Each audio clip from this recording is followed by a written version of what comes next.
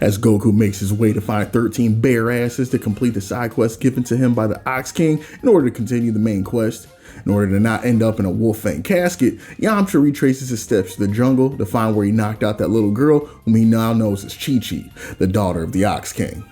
As Yamcha takes the young Chi-Chi into his arms and shakes her like a negligent parent, she comes to life and immediately puts her hand on the Ultra Beam, ready to pop shots should the situation get any weirder in the coming seconds. Recognizing that he may not even have to worry about getting flatlined by Gyumao because his daughter might do it to him right then and there, Mr. Arbuckle thinks fast and decides that the only way out of his current predicament is to reach deep in his bag and throw on some Predator Riz.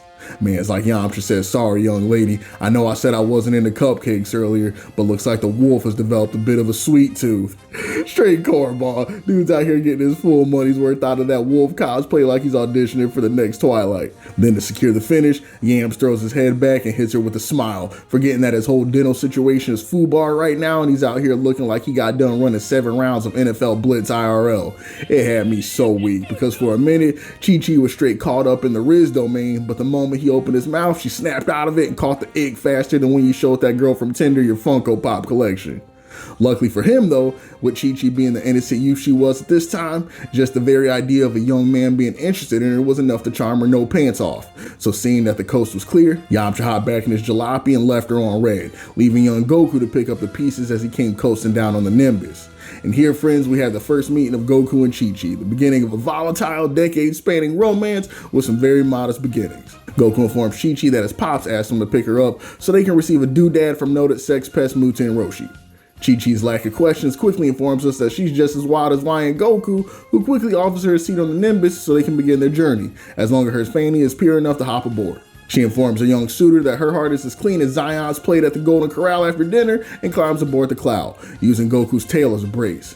This seemingly small moment turning out to be of key plot relevance throughout the series will never cease to blow my mind, and is also duly noted by Yamcha, who, knowing that he has about as good a chance of beating Goku in a straight up fight as Kevin Durant ruining your parlay, so now that he knows the fellow's main weakness is his backdoor long nose, he would just wait for him to finish his side quest and give him the grips when the time was right. So Goku and Chi-Chi continue their mission to get known hoarder Muten Roshi to lend them the Basho fan, a magical fan said to extinguish any fire. And as they ride together atop the Nimbus, Goku starts tapping his Bruce Lee 11s against Chi-Chi's nethers like a DDR pad and confirms to himself that yep, this is genuine bona fide grade A girl he's dealing with. Chi-Chi reactivates Goku's CTE and sends him flying into a local cliff like a Tom and Jerry episode before they can continue the next leg of their journey. Little does Goku know that in Chi-Chi's culture, Goku's small act of sexual harassment just secured their reservations for a shotgun wedding. So the whole ride, Chi-Chi was blushing like Mario in a room full of leaky pipes while Goku was wondering what the hell was going on. Since Roshi was forced by the feds to move as far away from civilization as possible, Goku stopped and got some directions from a local dolphin. Since dolphins are basically the R. Kellys of the sea, it makes sense that they would know the exact whereabouts of Roshi because we all know game recognized game. And with this, Chi-Chi and Goku made their way to OVO Roshi's front door. First impressions, let's just say Chi-Chi probably regrets the decision almost immediately, as the first thing he does is wonder why her boobs shrank since the last time they met, because he could have swore she was badder than this the first time he saw her. Ladies and gentlemen, we got him. Goku informs him that this is a different girl he picked up off the streets, informing him that this is Gyumao's daughter. OVO Roshi ponders for a minute, wondering what in the name of Kami-sama could have possessed that man to name his daughter that. And while Roshi's lost in thought, Chi-Chi, convinced his Viagra-fueled elder Goon Lord couldn't possibly be the legendary master she was told so much about, decides to put his martial arts skills to the test, throwing her atomic mohawk at Roshi to test his reactions. Funnily enough, the old master does sense it coming and puts his guard up, but it matters very little, as that blade was sharper than a witch's nipple in winter and cuts through his cane like it was Trey Songz. Can't lie though, Roshi took that hit like a champ despite that being nowhere close to the type of brain he wished to receive from the fair sex. After some convincing though, Roshi agrees to help, under the condition that Goku hooks him up with a quick second base sesh with Bulma upon completion of the task. What can you even say, man? You're just gooned out at 99 years old, there's no hope. You just gotta do your time in hell and hope the next time you respawn you get better genetics and a restricted internet access. One thing that made me laugh though is the way the English version tried their best to censor Roshi's antics and make him something less of a pederast. In our version, Roshi just asked Bulma to go for a quick stroll with him around the island while holding hands, giving him a more lonely old man Joe Biden vibe. But we know what you really are, sir. Ain't a PR team alive out here that's going to be able to build that image back up. Goku, still not understanding what the big deal about Bulma's front butt is, agrees to the old man's wishes about having a talk with his pubescent friend, and the search for the Bashosen begins. The only problem is, Muten's got more collectibles in his house than a 40-year-old millennial virgin. He has no idea where he put the damn thing. Apparently, he misplaced it somewhere, which feels about right for a guy who lives alone with his musty Playboys and a talking turtle. Eventually, Roshi recalls that he spilled some wonton soup on that bad boy randomly one night and chucked it into the garbage. Roshi a different breed. When the fan search comes up empty, Roshi, refusing to give up his chance for the most action he would ever see in his life, casually offers an alternative solution. Why not just let me come and handle it? Roshi calls upon the power of Gamera, who's been out of work since about 1965 and takes odd jobs from Roshi when he isn't serving as a Monster of the Week jobber on tokusatsu film sets and gets to spinning like DJ Jazzy Jeff and hurries the fry pan for his big date along with Goku and Chi-Chi.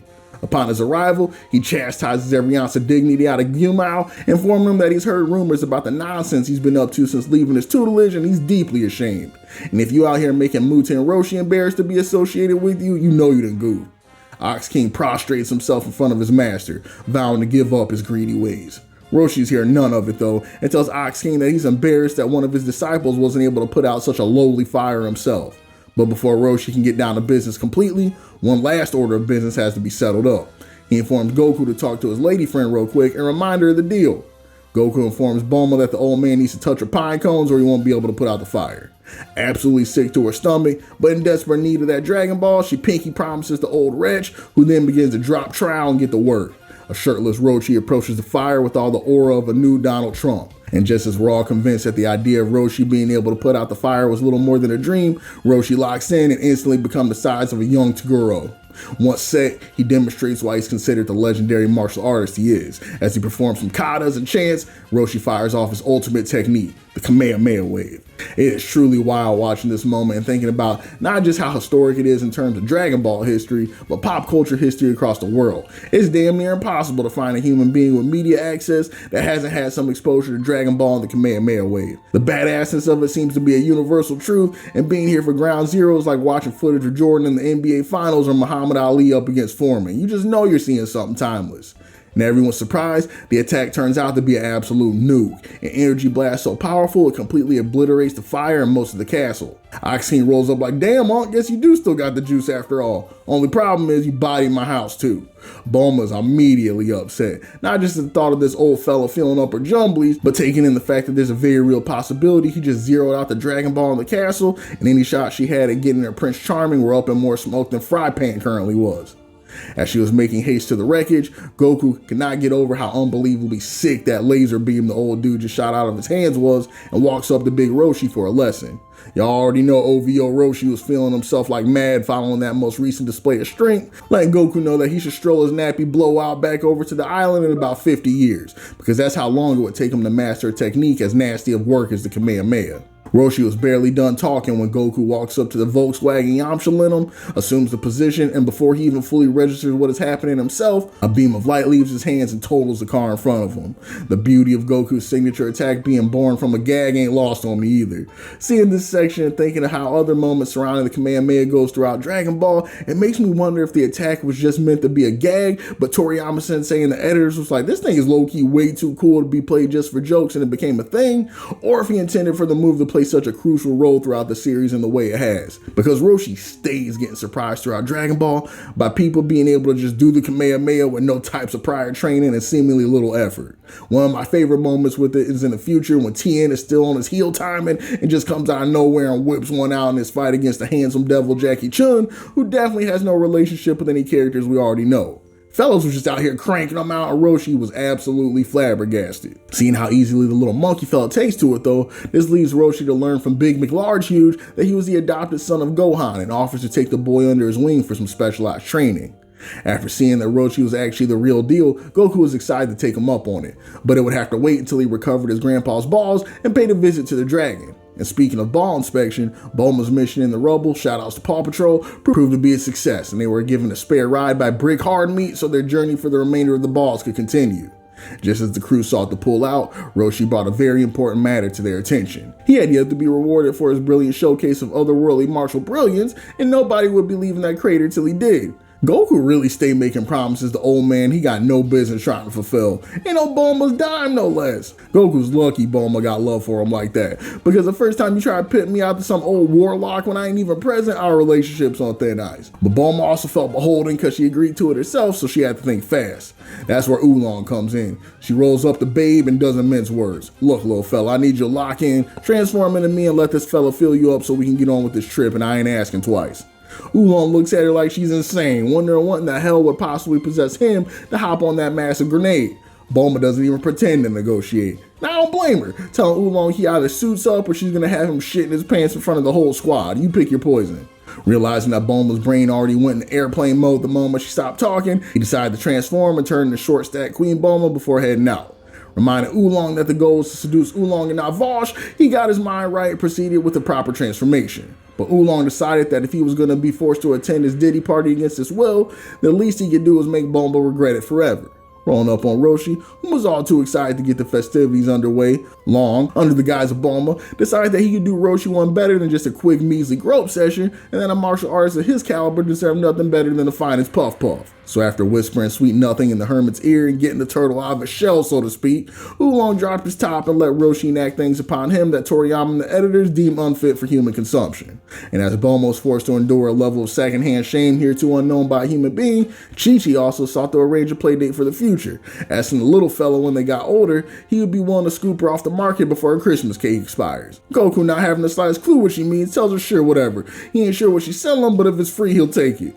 I hope young Gohan never got told the story of how he came into this world. Yeah, little homie, your mom's basically threw it at me. I ain't even want it for real, but you know me, I ain't never been one to turn down free eats. And that's how you got here, Gohan. Sick work. As promises were kept and new promises were made, Bulma and company ventured forth to find the last Dragon Ball. Just one more step to the widest dreams became a reality. The next couple chapters, honestly just a little filler gag fest, but it's got some OD moments that are worth talking about. So the gang pulls up the speedway to fill up their whip so they can make it to that final Dragon Ball.